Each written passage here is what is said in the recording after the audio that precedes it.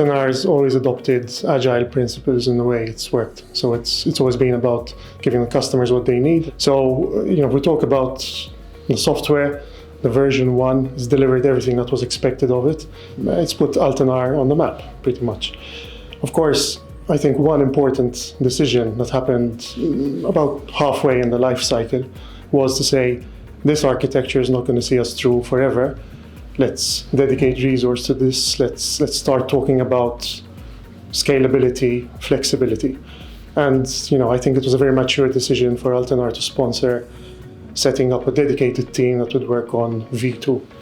And hopefully, V2 will be the last main version. It would just be iterations from that point onwards. And from what we've seen so far, that does seem to be the case. It's managed to keep us going, improving the product, responding to customers without the architecture ever being a choke point. You also mentioned infrastructure. Of course, it's not infrastructure, it's not software on its own. It is both, and we have approached both aspects with the same view of flexibility and scalability throughout.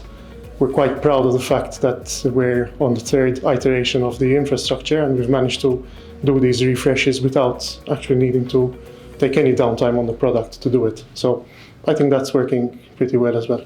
And finally, I think it's worth talking about the people, the way we organize the teams. Teams are more about ownership boundaries rather than functionality. And everyone understands that teams have to work together. They work together, software people, infrastructure people. Everything is a concern of both areas of the business, and they work together quite well.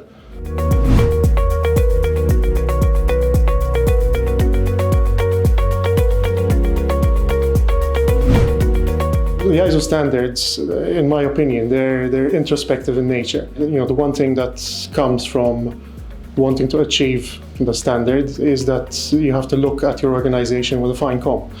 And that's exactly what the leading team did to Altenar. They were challenging documented information, tribal knowledge.